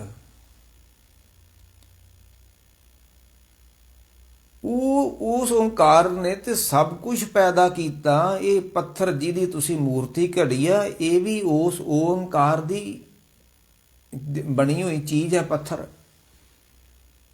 ਓਂਕਾਰ ਕੀਆ ਜਿਨ ਚਿਤ, ਓਂਕਾਰ ਬ੍ਰਹਮਾ ਉਤਪਤ, ਓਂਕਾਰ ਕੀਆ ਜਿਨ ਚਿਤ। ਉਸ ਓਂਕਾਰ ਤੋਂ ਤੇ ਬ੍ਰਹਮੇ ਦੀ ਉਤਪਤੀ ਹੋਈ ਆ, ਤੇ ਉਸ ਓਂਕਾਰ ਤੋਂ ਇਹ ਪੱਥਰ ਬਣਿਆ ਹੈ, ਤੇ ਤੁਸੀਂ ਪੱਥਰ ਨੂੰ ਹੀ ਓਂਕਾਰ ਕਹੀ ਜਾਂਦੇ ਹੋ। ਓਂਕਾਰ ਬ੍ਰਹਮਾ ਉਤਪਤ, ਓਂਕਾਰ ਕੀਆ ਜਿਨ ਚਿਤ। ਤੇ ਉਸ ਓਂਕਾਰ ਨੇ ਜਿਨਨੇ ਸਾਰੀ ਧਰਤੀ ਅੰਦਰ ਆਪਣੀ ਚੇਤਨ ਸਤਾ ਰੱਖੀ ਹੋਈ ਹੈ। ਜਿਹੜੀ ਵੀ ਚੀਜ਼ ਹੈ ਨਾ, ਜਿਹਨੂੰ ਜੇਤਾ ਕੀਤਾ ਤੇਤਾ ਨਾਉ, ਕਹਿੰਦੇ ਨੇ ਸਭ ਗੋਬਿੰਦ ਹੈ, ਸਭ ਗੋਬਿੰਦ ਹੈ, ਗੋਬਿੰਦ ਬਿਨ ਨਹੀਂ ਕੋਈ। ਉਹਦਾ ਮਤਲਬ ਹੈ ਕਿ ਹਰ ਇੱਕ ਵਿੱਚ ਹੀ ਪਰਮੇਸ਼ਰ ਦੀ ਚੇਤਨ ਸੱਤਾ ਹੈ, ਤਾਂ ਹੀ ਉਹ ਕਿਰਿਆ ਕਰ ਰਿਹਾ ਹੈ। जब तू अपनी जोत खिंचे प्रभ स्वामी, तब क्या कोई करो दिखाव विख्यान। सब में जोत, जोत है सोए। कीटी हस्ती तिरलो आदंग, एक अखंडंग बसे अनादंग। वो कीड़ी तो लेके वो हाथी तक सारियां विच चेतन सत्ता रूप विच व्यापक है। वो ਓਂਕਾਰ ਕੀਆ ਜਿਨ ਚਿਤ, ਓਂਕਾਰ ਬ੍ਰਹਮਾ ਉਤਪਤ। ਤੇ ਤੁਸੀਂ ਇੱਕ ਪੱਥਰ ਨੂੰ ਓਂਕਾਰ ਮੰਨ ਕੇ ਬੈਠੇ ਹੋਏ ਹੋ। ਇਹ ਪੱਥਰ ਤੇ ਓਂਕਾਰ ਦੀ ਇੱਕ ਬੰਤਰ ਹੈ। ਓਂਕਾਰ ਸੈਲ ਜੁਗ ਪਏ, ਉਸ ਓਂਕਾਰ ਤੋਂ ਤੇ ਪੱਥਰ ਪੈਦਾ ਹੋਇਆ। ਗਿਆਨੀ ਮਸਕੀਨ ਸਾਹਿਬ ਕਹਿੰਦੇ ਪੱਥਰ ਵੀ ਪਰਮਾਤਮਾ ਹੀ ਹੈ। ਪੱਥਰ ਪਰਮਾਤਮਾ ਨਹੀਂ ਆ, ਪਰਮਾਤਮਾ ਨੇ ਪੱਥਰ ਬਣਾਇਆ ਹੈ, ਪੱਥਰ ਪਰਮਾਤਮਾ ਨਹੀਂ ਹੈ। ਉਹ ਇੱਕ ਹੋਰ ਅਰਥ ਕਰਦੇ ਹੁੰਦੇ ਕਿ ਪਹਿਲੋਂ ਇਹ ਪੱਥਰ ਸੀ ਤੇ ਪੱਥਰ ਤੋਂ ਹੀ ਸਾਰਾ ਸੰਸਾਰ ਬਣਿਆ, ਏਦਾਂ ਵੀ ਕਹਿੰਦੇ ਨੇ।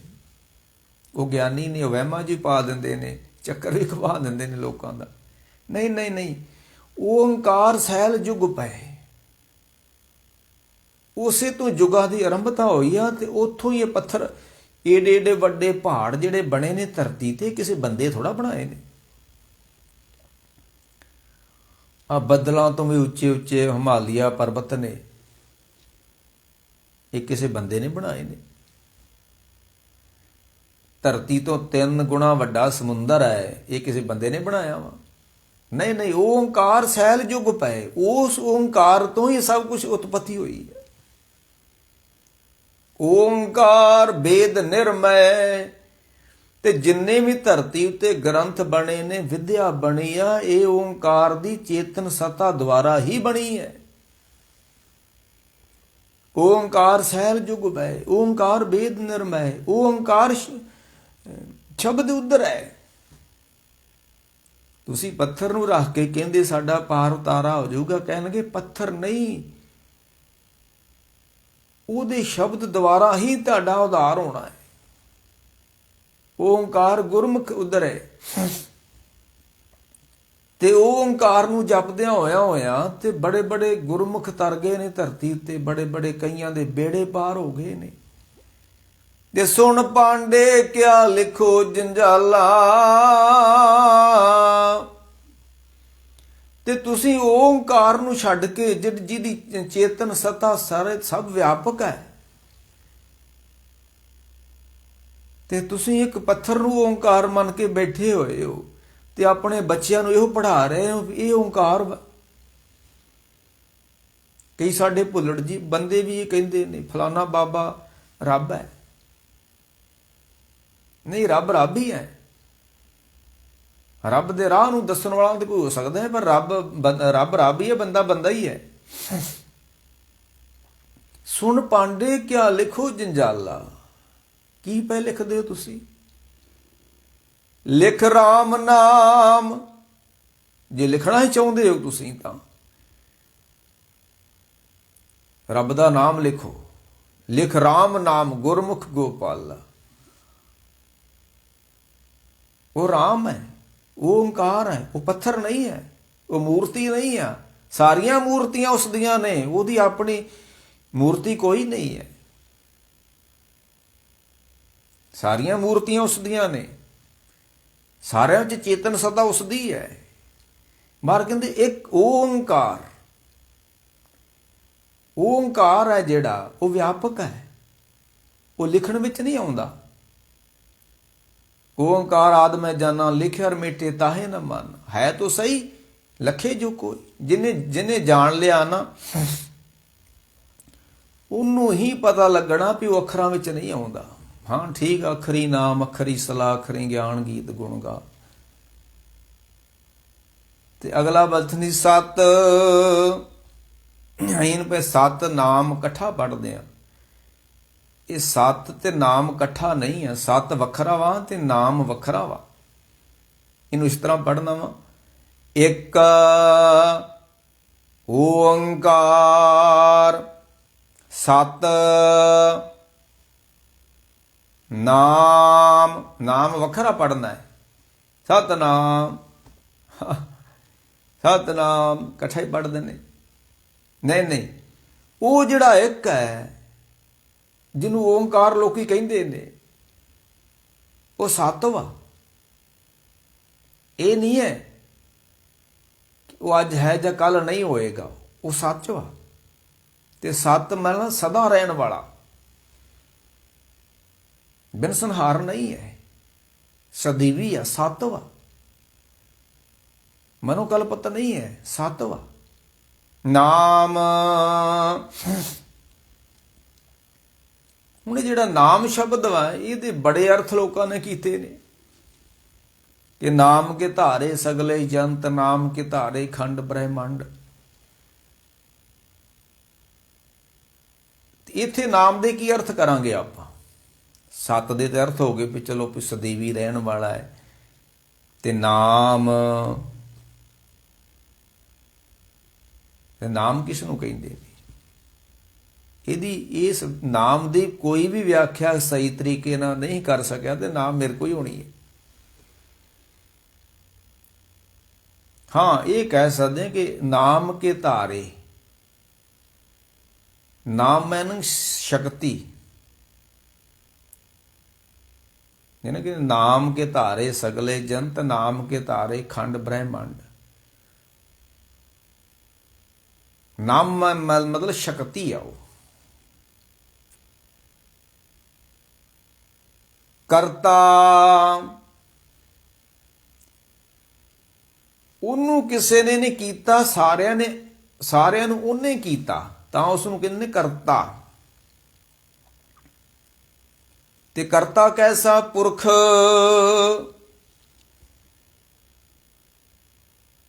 ਜਿਹੜੀਆਂ ਅਸੀਂ ਚੀਜ਼ਾਂ ਬਣਾਉਨੇ ਆ ਨਾ, ਕੋਈ ਫਰਨੀਚਰ ਬਣਾਉਂਦਾ ਹੈ, ਕੋਈ ਭਾਂਡੇ ਬਣਾਉਂਦਾ ਹੈ, ਬੜੀ ਚੀਜ਼ਾਂ ਬਣਦੀਆਂ ਧਰਤੀ ਤੇ, ਕਾਰਾਂ ਬਣਾਉਂਦਾ ਹੈ, ਕੋਈ ਗੱਡੀਆਂ ਬਣਾਉਂਦਾ ਹੈ, ਕੋਈ ਕੁਛ ਬਣਾਉਂਦਾ ਹੈ। ਕਰਤਾ ਵੱਖਰਾ ਵਾ ਤੇ ਚੀਜ਼ ਵੱਖਰੀ ਆ। ਆਪਣੀ ਬਣਾਈ ਚੀਜ਼ 'ਚ ਕਰਤਾ ਨਹੀਂ ਸਮਾ ਸਕਦਾ। ਘੁਮਿਆਰ ਭਾਂਡੇ ਬਣਾਉਂਦਾ ਹੈ, ਘੁਮਿਆਰ ਵੱਖਰਾ ਹੈ, ਭਾਂਡੇ ਵੱਖਰੇ ਨੇ। ਚਮਿਆਰ ਜੁੱਤੀਆਂ ਬਣਾਉਂਦਾ ਹੈ, ਜੁੱਤੀਆਂ ਵੱਖਰੀਆਂ ਨੇ, ਬਣਾਉਣ ਵਾਲਾ ਵੱਖਰਾ ਹੈ। ਪਰ ਇਹ ਜਿਹੜੀ ਉਸਨੇ ਰਚਨਾ ਰਚੀ ਹੈ, ਸੱਸੇ ਸਹਿਜੇ ਜਗਤ ਉਪਾਇਆ, ਜਿਨੇ ਪੈਦਾ ਕੀਤਾ ਹੈ। ਸੱਸੇ ਸੋਏ ਸਿਰਟ ਜਿਨ ਸਾਜੀ। ਤੇ ਸਾਜ ਕੇ ਤੇ ਪੁਰਖ ਹੋ ਗਿਆ, ਉਹਦੇ ਵਿੱਚ ਸਮਾ ਗਿਆ ਹੈ। ਕਰਤਾ ਪੁਰਖ ਉਹਦੇ ਵਿੱਚ ਸਮਾ ਗਿਆ। ਨਿਰਭਉ ਭੈ ਮੇ ਰਚੋ ਸਭ ਸੰਸਾਰਾ, ਤਿਸ ਪੋ ਨਹੀਂ ਜਿਸ ਨਾਮ ਆਧਾਰਾ। ਸਾਰੀ ਦੁਨੀਆ ਡਰ ਦੇ ਅਧੀਨ ਹੈ, ਤੇ ਮੇਨ ਡਰ ਕਾਹਦਾ ਹੈ? ਮੌਤ ਦਾ ਹੈ। ਸਤਨਾਮ ਨਿਰਭਉ, ਉਸ ਨੂੰ ਕੋਈ ਡਰ ਨਹੀਂ ਹੈ।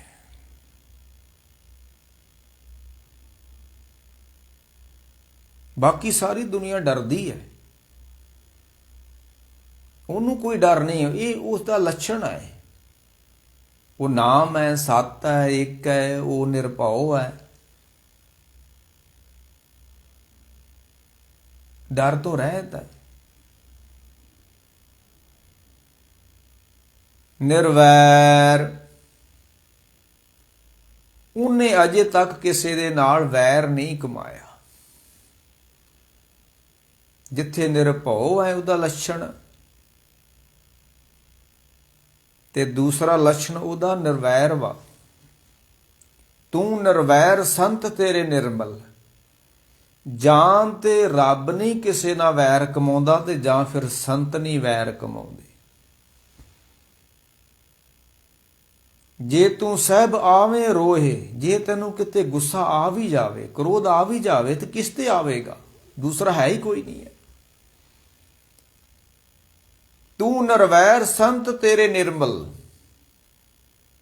ਜਿਨ ਦੇਖੇ ਉਤਰੇ ਸਭ ਕਲਮਲ। ਜਿਹਦੇ ਅੰਦਰ ਵੈਰ ਵੈ ਉਹ ਸੰਤ ਨਹੀਂ ਹੈ। ਜਿਹਦੇ ਅੰਦਰ ਡਰ ਵਾ ਉਹ ਸੰਤ ਨਹੀਂ, ਕਿਉਂਕਿ ਜਿਹੜਾ ਸੰਤ ਹੁੰਦਾ ਰੱਬ ਹੁੰਦਾ ਹੈ। ਤੇ ਰੱਬ ਨਿਰਭਉ ਹੈ, ਤੇ ਸੰਤ ਵੀ ਨਿਰਭਉ ਹੈ। ਰੱਬ ਕਿਸੇ ਨਾਲ ਵੈਰ ਨਹੀਂ ਰੱਖਦਾ, ਤੇ ਸੰਤ ਵੀ ਕਿਸੇ ਨਾਲ ਵੈਰ ਨਹੀਂ ਰੱਖਦਾ। ਇਹ ਸੰਤ ਨਹੀਂ ਸਨ ਜਿਨ੍ਹਾਂ ਨੇ ਆਖਿਆ ਸੀ ਇਉਂ ਕਰ ਦਿਆਂਗੇ, ਗੋਲੀਆਂ ਚਲਾ ਦਿਆਂਗੇ। ਇਹ ਅਜੇ ਸੰਤ ਬਣਨ ਦੇ ਰਾਹ 'ਚ ਹੀ ਬਣੇ ਨਹੀਂ ਸਨ, ਤਾਈਓ ਤੇ ਇਸ ਤਰ੍ਹਾਂ ਫਸਾਦ ਖੜੇ ਕਰ ਦਿੰਦੇ ਨੇ। ਲੋਕੀ ਸਮਝ ਲੈਂਦੇ ਨੇ ਕਿ ਬਾਣਾ ਪਾਇਆ, ਬਾਣੀ ਪੜ੍ਹਦੇ ਸੰਤ ਹੋ ਗਏ ਨੇ। ਤੇ ਮੈਂ ਤਾਂ ਬੜਾ ਹੈਰਾਨ ਹਾਂ ਇਸ ਚੀਜ਼ ਦੇ ਉੱਤੇ। ਨੌਜਵਾਨ ਭਟਕਿਆ ਹੋਇਆ ਨਾਅਰਾ ਮਾਰਦਾ ਹੈ, ਫਲਾਨਿਆਂ ਤੇਰੀ ਸੋਚ ਤੇ ਪਹਿਰਾ ਦਿਆਵਾਂਗੇ ਠੋਕ ਕੇ।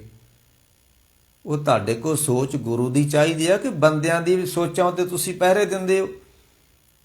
ਬੰਦੇ ਅੱਜ ਪੰਜੇ ਵੱਲ ਸੀ, ਕੱਲ ਨੂੰ ਉਹ ਝਾੜੂ ਵੱਲ ਹੋ ਜਾਣਗੇ। ਅੱਜ ਬੰਦੇ ਤੱਕੜੀ ਵੱਲ ਸੀ, ਕੱਲ ਨੂੰ ਕੋਈ ਹੋਰ ਵੱਲ ਹੋ ਜਾਣਗੇ। ਇਹ ਬੰਦਿਆਂ ਦੀਆਂ ਸੋਚਾਂ ਦੇ ਤੁਸੀਂ ਪਹਿਰੇ ਦਿੰਦੇ ਹੋ। ਇਹ ਫਲਾਨਿਆਂ ਤੇਰੀ ਸੋਚ ਤੇ ਪਹਿਰਾ ਦਿਆਂਗੇ ਠੋਕ ਕੇ। ਬੰਦਿਆਂ ਦਾ ਤਾਂ ਕੋਈ ਦੀਨ ਮਜ਼ਹਬੀ ਹੈ ਨਹੀਂ, ਤੇ ਤੁਸੀਂ ਇਹਨਾਂ ਜਿਨ੍ਹਾਂ ਦਾ ਕੋਈ ਦੀਨ ਮਜ਼ਹਬ ਨਹੀਂ ਹੈ, ਤੇ ਉਹਨਾਂ ਦੀਆਂ ਸੋਚਾਂ ਤੇ ਪਹਿਰਾ ਨਹੀਂ। ਸਿੱਖ ਨੇ ਪਹਿਰਾ ਦੇਣਾ ਗੁਰੂ ਦੀ ਸੋਚ ਤੇ। ਗੁਰੂ ਗੋਬਿੰਦ ਸਿੰਘ ਦੀ ਸੋਚ ਤੇ ਪਹਿਰਾ ਦੇਣਾ। ਬੰਦਿਆਂ ਦੀ ਸੋਚਾਂ ਕਾਹਦੀਆਂ ਹੁੰਦੀਆਂ ਨੇ? ਬੰਦੇ ਤੇ ਪਤਾ ਨਹੀਂ ਕਦੋਂ ਵਿਖ ਜਾਣ, ਬੰਦੇ ਪਤਾ ਨਹੀਂ ਮਰ ਜਾਣ, ਕਦੋਂ ਤੁਰ ਜਾਣ, ਕਦੋਂ ਇਹ ਬੇਈਮਾਨ ਹੋ ਜਾਣ, ਕਦੋਂ ਧੋਖਾ ਦੇਣ। ਬੰਦਿਆਂ ਦੀ ਸੋਚਾਂ ਕਾਹਦੀਆਂ ਹੁੰਦੀਆਂ ਨੇ? ਪਰ ਨੌਜਵਾਨਾਂ ਨੂੰ ਕੌਣ ਸਮਝਾਵੇਗਾ? ਹੁਣ ਕਦੀ ਨਹੀਂ ਕਿਸੇ ਨੇ ਪ੍ਰਚਾਰਕ ਨੇ ਆਖਿਆ ਕਿ ਗੁਰੂ ਗੋਬਿੰਦ ਸਿੰਘ ਨੇ ਇਦਾਂ ਕਿਹਾ ਸੀ, ਫਲਾਣੇ ਬੰਦੇ ਨੇ ਇਦਾਂ ਕਿਹਾ ਸੀ ਸਾਨੂੰ। ਲਓ, ਨਹੀਂ। ਮਰ ਕਹਿੰਦੇ ਜਿੱਥੇ ਉਹ ਇੱਕ ਵਾ, ਜਿੱਥੇ ਉਹ ਸੱਤ ਵਾ, ਜਿੱਥੇ ਉਹ ਸਮਾਇਆ ਹੋਇਆ ਵਾ ਕਰਤਾ ਜਿੱਥੇ ਪੁਰਖ ਵਾ, ਪੁਰੀ ਬਸੰਤਾ ਸਾ ਪੁਰਖਾ। ਪੁਰੀ ਬਸੰਤਾ ਸਾ ਪੁਰਖਾ। ਪੁਰੀ ਮੈਨੇ ਸ਼ਹਿਰ, ਪੁਰੀ ਮੈਨੇ ਸਰੀਰ। ਜਿਹੜਾ ਹਰ ਪੁਰੀ ਵਿੱਚ ਵਾ, ਹਰ ਸ਼ਹਿਰ ਵਿੱਚ ਵਾ, ਉਹਨੂੰ ਕਹਿੰਦੇ ਨੇ ਪੁਰਖ ਵਾ। ਪੁਰੀ ਬਸੰਤਾ ਸਾ ਪੁਰਖਾ, ਤਾਂ ਉਹਨੂੰ ਪੁਰਖ ਕਹਿੰਦੇ ਨੇ। ਉਹ ਪੂਰਿਆ ਹੋਇਆ ਵਾ, ਹਰ ਪੁਰੀ ਵਿੱਚ ਵਾ, ਹਰ ਸ਼ਹਿਰ ਵਿੱਚ ਵਾ, ਹਰ ਨਗਰ ਵਿੱਚ ਵਾ, ਹਰ ਸਰੀਰ ਵਿੱਚ ਵਾ। ਤੇ ਦੁਨੀਆ ਕਿੱਥੋਂ ਲੱਭਦੀ ਫਿਰਦੀ ਉਸ ਨੂੰ? ਦੁਨੀਆ ਕਿੱਥੇ ਭਟਕੀ ਫਿਰਦੀ? ਕੋਈ ਕਿਤੇ ਧੱਕੇ ਖਾਣ ਦਿਆ, ਕੋਈ ਕਿਸੇ ਪਾਸੇ ਨੂੰ ਧੱਕੇ ਖਾਣ ਦਿਆ, ਕੋਈ ਤੀਰਥਾਂ ਦੇ ਧੱਕੇ ਖਾਣ ਦਿਆ। ਕੋਈ ਰਾਮ ਰਹੀ ਨੂੰ ਮੰਨ ਕੇ ਬੈਠਾ ਹੈ, ਕੋਈ ਰਾਧਾ ਸਵਾਮੀ ਨੂੰ ਮੰਨ ਕੇ ਬੈਠਾ ਹੈ, ਕੋਈ ਫਲਾਣੇ ਨੂੰ ਮੰਨ ਕੇ ਬੈਠਾ ਹੈ। ਉਹ ਰੱਬ ਨੂੰ ਮੰਨੋ ਤੇ ਰੱਬ ਦੇ ਨਾਮ ਨੂੰ ਮੰਨੋ। ਇਹ ਪਾਰ ਉਤਾਰਾ ਤੇ ਇਸ ਤਰ੍ਹਾਂ ਹੋਣਾ ਕਿ ਬੰਦਿਆਂ ਨੂੰ ਮੰਨਿਆ ਪਾਰ ਉਤਾਰੇ ਹੁੰਦੇ ਆ। ਬੰਦੇ ਵੇਖ ਨਹੀਂ ਲੈ, ਅੱਜ ਤੁਸੀਂ ਸੋਨਿਆਂ ਦੇ ਆਸਣ ਤੇ ਬੈਠੇ ਤੇ ਕੱਲ ਨੂੰ ਅਗਲੇ ਜੇਲ੍ਹਾਂ 'ਚ ਸੁੱਟ ਦਿੰਦੇ ਨੇ ਬੰਦਿਆਂ ਨੂੰ। ਬੰਦਿਆਂ ਦੀ ਕਾਹਦੀ ਔਕਾਤ ਹੁੰਦੀ ਹੈ? ਅੱਜ ਬੜੇ ਬੰਦੇ ਲਲਕਾਰੇ ਮਾਰਦੇ ਸੀ, ਕੱਲ ਨੂੰ ਗੋਲੀਆਂ ਮਾਰ ਕੇ ਅਗਲੇ ਉਹ ਮਾਰ ਦਿੰਦੇ ਨੇ। ਬੰਦੇ ਦੀ ਕਾਹਦੀ ਔਕਾਤ ਹੁੰਦੀ ਹੈ? ਇਹ ਬਿਨ ਸਜਾਹੇਂਗੇ, ਇਹ ਬਿਨਸਨਾਰ ਚੀਜ਼ਾਂ ਨੇ। ਨਹੀਂ, ਸਿੱਖ ਨੇ ਪਹਿਰਾ ਦੇਣਾ ਗੁਰੂ ਦੀ ਸੋਚ ਤੇ। ਸਿੱਖ ਬੰਦੇ ਮਗਰ ਨਹੀਂ ਲੱਗਦਾ। ਜਦੋਂ ਤੁਸੀਂ ਬੰਦੇ ਮਗਰ ਲੱਗੋਗੇ ਤੇ ਤੁਸੀਂ ਭਟਕ ਜਾਓਗੇ। ਗੁਰੂ ਮਗਰ ਲੱਗਣ ਵਾਲਾ, ਗੁਰੂ ਦੀ ਸੋਚ ਤੇ ਪਹਿਰਾ ਦੇਣ ਵਾਲਾ ਨੌਜਵਾਨ ਕਦੀ ਭਟਕੇਗਾ ਨਹੀਂ। ਇਹ ਦੀਪ ਤੇਰੀ ਸੋਚ ਤੇ ਪਹਿਰਾ ਦਿਆਂਗੇ ਠੋਕੇ, ਕਿੱਦਾਂ ਦੀਆਂ ਨਾਰੇ ਤੁਸੀਂ ਮਾਰਦੇ ਹੋ? ਤੁਹਾਨੂੰ ਨਹੀਂ ਪਤਾ ਉਹਨੇ ਸਿਆਸੀ ਬਣਨਾ ਸੀ? ਉਹਦਾ ਨਾਰਾ ਕੀ ਸੀ? ਸਾਡੀ ਬਦਕਿਸਮਤੀ ਇਹ ਹੈ ਕਿ ਅਸੀਂ ਉਸ ਵਿਅਕਤੀ ਦੇ ਮਗਰ ਲੱਗਦੇ ਹਾਂ ਜਿਹੜਾ ਲੋਕਾਂ ਨੂੰ ਬਦਨਾਮ ਕਰੇ, ਲੋਕਾਂ ਨੂੰ ਗਾਲਾਂ ਕੱਢੇ। ਅਸੀਂ ਉਹਦੇ ਮਗਰ ਹੀ ਲੱਗਦੇ ਹਾਂ। ਅਸੀਂ ਇਉਂ ਕਰ ਦਿਆਂਗੇ, ਜਿਉਂ ਕਰ ਦਿਆਂਗੇ, ਫਿਰ ਲੋਕੀ ਕਹਿੰਦੇ ਅਸੀਂ ਤੇਰੀ ਸੋਚ ਤੇ ਪਹਿਰਾ ਦੇ ਦਿਆਂਗੇ। ਕਦੀ ਗੁਰੂ ਨੂੰ ਵੀ ਪੁੱਛਿਆ ਜੇ ਪਹਿਰਾ ਦੇਣ ਲੱਗਿਆ ਕਿਸੇ ਦੀ ਸੋਚ ਦੇ ਉੱਤੇ? ਨਹੀਂ ਨਹੀਂ ਨਹੀਂ ਨਹੀਂ। ਜਦੋਂ ਵਿਅਕਤੀਆਂ ਦੇ ਮਗਰ ਲੱਗੋਗੇ ਧੋਖਾ ਖਾਓਗੇ। ਨਾਨਕ ਪੂਛ ਚਲੋ ਗੁਰ ਆਪਣੇ, ਜੈ ਪ੍ਰਭ ਤੈ ਹੀ ਜਾਈਏ। ਉਹ ਪੁੱਛਣਾ ਤੇ ਗੁਰੂ ਨੂੰ ਪੁੱਛੋ, ਪਹਿਰਾ ਦੇਣਾ ਤੇ ਗੁਰੂ ਦੀ ਸੋਚ ਤੇ ਪਹਿਰਾ ਦਿਓ। ਫਲਾਨਿਆਂ ਤੇਰੀ ਸੋਚ ਤੇ ਪਹਿਰਾ ਦਿਆਂਗੇ ਠੋਕ ਕੇ।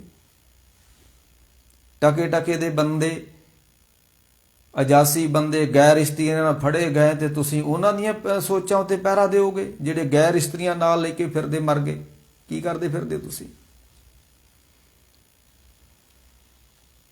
ਪਰ ਨੌਜਵਾਨ ਕੌਣ ਸਮਝਾਵੇਗਾ? ਹੁਣ ਆਂਦੇ ਨਾ ਵੀ ਖੈਰ ਰੱਬ ਖੈਰ ਕਰੇ। ਨਹੀਂ ਨਹੀਂ, ਜਿੱਥੇ ਉਹ ਸੱਤ ਹੈ, ਜਿੱਥੇ ਉਹ ਕਰਤਾ ਪੁਰਖ ਹੈ, ਉੱਥੇ ਉਹਦਾ ਇੱਕ ਵੱਡਾ ਲੱਛਣ ਹੈ, ਨਿਰਭਉ ਹੈ। ਤੇ ਜਿਹੜਾ ਸੰਤ ਵਾ ਉਹ ਡਰਦਾ ਨਹੀਂਗਾ। ਤੇ ਸੰਤ ਦੀ ਦੂਸਰੀ ਨਿਸ਼ਾਨੀ, ਉਹ ਕਿਸੇ ਨੂੰ ਡਰਾਉਂਦਾ ਨਹੀਂ ਹੈ। ਬਾਬੇ ਫਰੀਦ ਨੇ ਜ਼ਿੰਦਗੀ 'ਚ ਕਿਸੇ ਨੂੰ ਨਹੀਂ ਡਰਾਇਆ। ਉਹਨਾਂ ਆਖਿਆ ਡਰਾਉਣਾ, ਕਿਸੇ ਨੂੰ ਡਰਾਉਣਾ ਵੀ ਇੱਕ ਜ਼ੁਲਮ ਹੈ। ਡਰਾਉਣਾ ਜ਼ੁਲਮ ਹੈ। ਤੁਹਾਡੇ ਹੱਥੋਂ ਕੋਈ ਡਰ ਗਿਆ, ਸਮਝ ਲਓ ਤੁਹਾਡੇ ਕੋਲੋਂ ਜ਼ੁਲਮ ਹੋ ਗਿਆ ਹੈ। ਤੇ ਦੁਨੀਆਦਾਰ ਤਾਂ ਡਰਾਉਂਦਾ ਹੀ ਹੈ, ਕਿਉਂਕਿ ਦੁਨੀਆਦਾਰ ਹੈ। ਅਜੇ ਤੱਕ ਧਰਤੀ ਦੇ ਉੱਤੇ ਕਿਸੇ ਸੰਤ ਕੋਲੋਂ ਕੋਈ ਨਹੀਂ ਡਰਿਆ। ਜਿਹਦੇ ਕੋਲ ਡਰਦੇ ਹੋ ਨਾ ਲੋਕੀ, ਉਹ ਜ਼ਾਲਮ ਹੁੰਦਾ ਹੈ। ਜ਼ਾਲਮ ਡਰਾਉਂਦਾ ਹੈ, ਸੰਤ ਨਹੀਂ ਡਰਾਉਂਦਾ। ਨਿਰਭਉ ਜੀ, ਪਰਮਾਤਮਾ ਨਿਰਭਉ ਹੈ, ਜਿਸ ਨੂੰ ਡਰ ਕੋਈ ਨਹੀਂ ਆ। ਕਬੀਰ ਨੂੰ ਕਿਸੇ ਦਾ ਡਰ ਨਹੀਂ ਸੀ। ਭਗਤ ਨਾਮਦੇਵ ਨੂੰ ਕਿਸੇ ਦਾ ਡਰ ਨਹੀਂ ਸੀ। ਕੋਈ ਬੰਦੂਕਾਂ ਨਹੀਂ ਰੱਖੀਆਂ, ਕੋਈ ਮੋਰਚੇ ਨਹੀਂ ਬਣਾਏ ਉਹਨਾਂ ਨੇ, ਸੰਤਾਂ ਨੇ। ਬਾਬਾ ਵੀਰ ਸਿੰਘ ਤੇ ਚੜ੍ਹਾਈ ਕਰਕੇ ਆ ਗਏ ਸਾਡੀ ਕੌਮ ਦੇ ਬ੍ਰਹਮ ਗਿਆਨੀ ਬਾਬਾ ਵੀਰ ਸਿੰਘ ਦਰੰਗਾਬਾਦੀਏ, ਤਰਨ ਤਾਰਨ ਲੱਗੇ ਉਹਨਾਂ ਦਾ ਡੇਰਾ ਸੀ। ਫੌਜਾਂ ਚੜ੍ਹ ਕੇ ਆ ਗਈਆਂ। ਬਾਬਾ ਵੀਰ ਸਿੰਘ ਨੇ ਕਿਹਾ ਸਰੰਦਾ ਲਿਆਓ, ਕੀਰਤਨ ਕਰੀਏ। ਲੜਨਾ ਸੰਤਾਂ ਦਾ ਕੰਮ ਥੋੜਾ ਹੁੰਦਾ, ਲੜਾਉਣਾ ਸੰਤਾਂ ਦਾ ਕੰਮ ਥੋੜਾ ਹੁੰਦਾ। ਨਿਰਭਉ ਵਿਅਕਤੀ ਕਦੇ ਨਹੀਂ ਲੜੇਗਾ ਤੇ ਨਿਰਭਉ ਵਿਅਕਤੀ ਕਦੇ ਡਰੇਗਾ ਨਹੀਂ ਤੇ ਨਿਰਵੈਰ ਵਿਅਕਤੀ ਕਦੀ ਲੜੇਗਾ ਨਹੀਂ। ਇਹ ਕਿੱਥੋਂ ਪਤਾ ਲੱਗਦਾ ਪਰਮਾਤਮਾ ਨਿਰਭਉ ਹੈ? ਇਹ ਕਿੱਥੋਂ ਪਤਾ ਲੱਗੂਗਾ ਪਰਮਾਤਮਾ ਕਿਸੇ ਨਾਲ ਵੈਰ ਨਹੀਂ ਕਰਦਾ? ਇਹ ਪਤਾ ਲੱਗੂਗਾ ਉਹਦਿਆਂ ਪਿਆਰਿਆਂ ਦੇ ਵਿੱਚੋਂ। ਤੂੰ ਨਿਰਵੈਰ ਸੰਤ ਤੇਰੇ ਨਿਰਮਲ, ਜਿਨ ਦੇਖੇ ਉਤਰੇ ਸਭ ਕਲ ਮਲ। ਜਿਹੜਾ ਆਪ ਡਰਦਾ ਹੈ, ਗੁਰੂ ਤੇਗ ਬਹਾਦਰ ਕਹਿੰਦੇ ਪੈ ਕਾਹੂ ਕੋ ਦੇਤ ਨਹੀਂ, ਨਹਿ ਪੈ ਮਾਨਤ ਆਨ, ਕਉ ਨਾਨਕ ਸੁਨ ਰੇ ਮਨਾ, ਗਿਆਨੀ ਤਾਹੇ ਬਖਾਂ। ਤੇ ਜਦੋਂ ਬੰਦਾ ਨਿਰਭਉ ਜਪੇ ਸਗਲ ਭਉ ਮਿਟੇ। ਜਪਦਿਆਂ ਜਦੋਂ ਬੰਦੇ ਨੂੰ ਨਿਰਭਉ ਪਦਵੀ ਮਿਲਦੀ ਹੈ ਨਾ, ਉਦੋਂ ਹੀ ਮਹਿਸੂਸ ਹੁੰਦਾ ਕਿ ਪਰਮਾਤਮਾ ਹੀ ਨਿਰਭਉ ਹੈ। ਪਹਿਲੋਂ ਕਥਾ ਸੁਣੀ ਜਾਈਦੀ, ਕਥਾ ਕਰੀ ਜਾਈਦੀ, ਕੋਈ ਪਤਾ ਨਹੀਂਗਾ ਕਿ ਉਹਨੂੰ ਨਿਰਭਉ ਆ ਕਿ ਭਉ 'ਚ ਜੀਂਦਾ, ਵੈਰ ਨਾ ਜੀਂਦਾ ਕਿ ਨਿਰਵੈਰ ਨਾ ਜੀਂਦਾ, ਉਸ ਦਾ ਪਤਾ ਨਹੀਂ ਲੱਗਦਾ। ਤੇ ਜਿੱਦ ਨਿਰਭਉ ਜਪੇ ਸਗਲ ਭਉ ਮਿਟੇ। ਨਿਰਭਉ ਨੂੰ ਜਪਦਿਆਂ ਜਪਦਿਆਂ ਬੰਦਾ ਨਿਰਭਉ ਹੋ ਜਾਂਦਾ ਹੈ। ਆਣ ਡਰੇ ਤੋ ਕਿਸ ਕਾ ਮਾਨੇ। ਜਿਹੜਾ ਰੱਬ ਦੇ ਡਰ ਨੂੰ ਧਾਰਨ ਕਰ ਲੈਂਦਾ ਤੇ ਰੱਬ ਦੇ ਡਰ ਤੋਂ ਉੱਪਰ ਕੋਈ ਡਰ ਨਹੀਂ ਹੈ। ਰੱਬ ਦੇ ਭੈ ਵਿੱਚ ਜੀਣ ਵਾਲਾ ਬੰਦਾ, ਉਹਨੇ ਪਾਪ ਕਰਨਾ ਕੀ, ਉਹਦੇ ਅੰਦਰ ਪਾਪ ਦੀ ਤਾਂ ਵਿਚਾਰ ਵੀ ਨਹੀਂ ਆ ਸਕਦੀ। ਉਹਨੇ ਕਿਸੇ ਨੂੰ ਡਰਾਉਣਾ ਕੀ, ਉਹਦੇ ਅੰਦਰ ਤੇ ਡਰ ਦੀ ਵਿਚਾਰ ਵੀ ਨਹੀਂ ਆ ਸਕਦੀ, ਡਰਾਉਣ ਦੀ ਵਿਚਾਰ ਵੀ ਨਹੀਂ ਆ ਸਕਦੀ। ਜੇ ਹੁੰਦੇ ਨੇ ਰੱਬ ਦੇ ਲੱਛਣ ਵੇਖਣੇ ਹੋਣ ਤੇ ਸੰਤਾਂ ਵਿੱਚੋਂ ਦਿਖਦੇ ਨੇ। ਤੇ ਅੱਜ ਜੇ ਰੱਬ ਦੇ ਲੱਛਣ ਸੰਤਾਂ ਵਿੱਚੋਂ ਨਹੀਂ ਦਿਖਦੇ, ਧੜਿਆਂ ਵਿੱਚ ਵੰਡੇ ਗਏ, ਬੰਦੂਕਾਂ ਲੈ ਕੇ ਬਹਿ ਗਏ, ਤੇ ਇਹਦਾ ਇਹ ਮਤਲਬ ਵੀ ਇਹ ਸੰਤ ਨਹੀਂ ਹੈ। ਜਿਹੜਾ ਧੜਾਂ 'ਚ ਵੰਡਿਆ ਗਿਆ ਤੇ ਕਬਜ਼ੇ ਕਰਨ ਬਹਿ ਗਿਆ। ਮੈਂ ਉਧਰ ਵੀ ਪੋਸਟ ਪਾਈ ਸੀ ਵੀ ਗੁਰੂ ਨਾਨਕ ਦੀਆਂ ਜਾਇਦਾਦਾਂ ਉੱਤੇ ਇਹ ਸੰਪਰਦਾਇ ਲੋਕਾਂ ਨੇ ਕਬਜ਼ੇ ਕੀਤੇ ਨੇ ਤੇ ਮੌਜਾਂ ਪਏ ਮਾਣਦੇ ਨੇ। ਹਜ਼ਾਰਾਂ ਕਿੱਲੇ ਜ਼ਮੀਨ ਗੁਰਦੁਆਰਿਆਂ ਦੀ ਸਾਡੀ, ਤੇ ਇੱਕ ਪੈਸਾ ਕੌਮ ਦੇ ਲੇਖੇ ਨਹੀਂ ਲੱਗਦਾ। ਹਜ਼ਾਰਾਂ ਕਿੱਲੇ ਹੋਣ ਤੇ ਇੱਕ ਪੈਸਾ ਵੀ ਕੌਮ ਨੂੰ ਨਾ ਮਿਲਦਾ ਹੋਵੇ। ਹਜ਼ਾਰਾਂ ਕਿੱਲੇ ਜ਼ਮੀਨ ਹੋਵੇ ਤੇ ਇੱਕ ਗਰੀਬ ਨੂੰ ਕਿਤੇ ਮਰਲਾ ਥਾਂ ਦਾ ਵੀ ਨਾ ਦਿੱਤਾ ਜਾਵੇ। ਇੱਕ ਕਮੀਣੇ ਲੋਕਾਂ ਦੇ ਹੱਥ ਆਈ ਹੋਈ ਵਾਗਡੋਰ।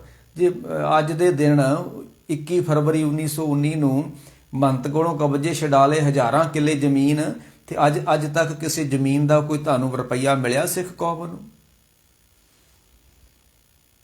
ਇੱਧਰੋਂ ਮੰਤਾਂ ਨੇ ਛਡਾਇਆ ਤੇ ਇੱਧਰ ਦੂਜਿਆਂ ਮੰਤਾਂ ਨੇ ਫੜ ਲਿਆ। ਰੱਬ ਖੈਰ ਕਰੇ। ਨਿਰਭਉ ਨਿਰਵੈਰ ਅਕਾਲ, ਉਹ ਸਮੇਂ ਦੇ ਅਧੀਨ ਨਹੀਂ ਆ। ਅਕਾਲ, ਤੂੰ ਅਕਾਲ ਪੁਰਖ ਨਹੀਂ ਸਿਰ ਕਾਲਾ। ਬਾਕੀ ਸਾਰੇ ਕਾਲ ਪਾਏ ਬ੍ਰਹਮਾ ਅਵਤਾਰਾ, ਕਾਲ ਪਾਏ ਸ਼ਿਵਜੂ ਅਵਤਾਰਾ, ਕਾਲ ਪਏ ਕਰ ਬਿਸ਼ਨ ਪ੍ਰਕਾਸ਼ਾ, ਪਰ ਤੂੰ ਅਕਾਲ ਪੁਰਖ ਨਹੀਂ ਸਿਰ ਕਾਲਾ। ਉਹ ਸਮੇਂ ਦੇ ਅਧੀਨ ਨਹੀਂ ਹੈ। ਅਸੀਂ ਸਮੇਂ ਦੇ ਅਧੀਨ ਜੰਮੇ ਹਾਂ, ਸਮੇਂ ਦੇ ਅਧੀਨ ਮਰ ਜਾਣਾ, ਸਭ ਕੁਝ ਸਮੇਂ ਦੇ ਅਧੀਨ ਹੀ ਚੱਲ ਰਿਹਾ ਹੈ। ਪਰ ਅਕਾਲ ਮੂਰਤ ਦਾ, ਉਹਦੀ ਜਿਹੜੀ ਹਸਤੀ ਹੈ, ਮੂਰਤੀ ਹੈ, ਉਹ ਕਾਲ ਦੇ ਅਧੀਨ ਨਹੀਂ ਹੈ, ਉਹ ਸਮੇਂ ਦੇ ਅਧੀਨ ਨਹੀਂ ਹੈ। ਉਹ ਸਮੇਂ ਤੋਂ ਮੁਕਤ ਹੋ ਕੇ ਚੱਲਦੀ ਹੈ। ਉਸ ਦੀ ਲੋਕੀ ਪੱਥਰਾਂ ਦੀਆਂ ਮੂਰਤੀਆਂ ਬਣਾ ਲੈਂਦੇ ਨੇ, ਜਗਨਨਾਥ ਦੀ ਮੂਰਤੀ ਬਣਾ ਲਈ, ਓਂਕਾਰ ਦੀ ਮੂਰਤੀ ਬਣਾ ਲੈਂਦੇ ਨੇ। ਮਰ ਕਹਿੰਦੇ ਨਹੀਂ, ਉਹਦੀ ਮੂਰਤੀ ਕਿਹੜੀ ਹੈ? ਆ ਸੰਸਾਰ ਸਾਰੀ ਉਸ ਦੀ ਮੂਰਤੀ ਆ।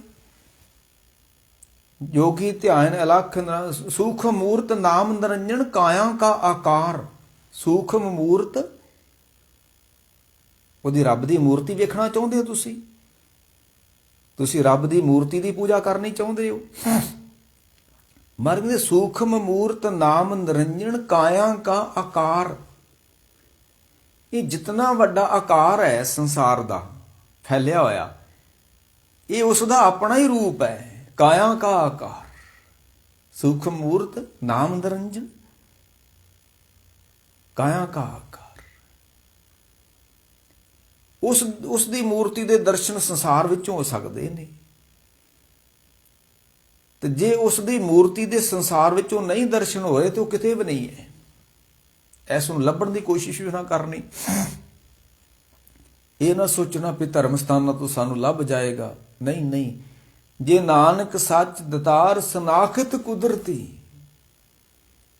ਜੇ ਫੁੱਲ ਫਲ ਬੂਟਿਆਂ ਵਿੱਚੋਂ ਉਹ ਨਹੀਂ ਮਿਲਿਆ, ਉਹਦੀ ਜੀਵਨ ਸੱਤਾ ਦਾ ਚੰਨ ਨੂੰ ਪ੍ਰਕਾਸ਼ ਨਹੀਂ ਹੋਇਆ, ਸਾਹਮਣੇ ਜੋਤ ਜੋਤ ਹੈ ਸੋਏ ਤਿਸਕੇ ਚਾਨਣ ਸਾਹਮਣੇ ਚਾਨਣ ਹੋਏ, ਤੇ ਫਿਰ ਉਸ ਦੀ ਤੁਹਾਨੂੰ ਤੁਸੀਂ ਪੱਥਰ ਦੀ ਮੂਰਤੀ ਘੜ ਕੇ ਕਰੋ, ਇਹ ਉਸ ਦੀ ਪੂਜਾ ਨਹੀਂ ਹੈ। ਮਰ ਕਹਿੰਦੇ ਅਕਾਲ ਮੂਰਤ ਅਜੂਨੀ, ਉਹ ਜੰਮਦਾ ਨਹੀਂ ਹੈ। ਅਸੀਂ ਆਪਣੇ ਪੈਗੰਬਰਾਂ ਦੇ ਨਾਲ, ਗੁਰੂਆਂ ਦੇ ਨਾਲ, ਅਵਤਾਰਾਂ ਨਾਲ ਕਹਿੰਦੇ ਰੱਬ ਸੀ, ਜੰਮੇ ਸੀ।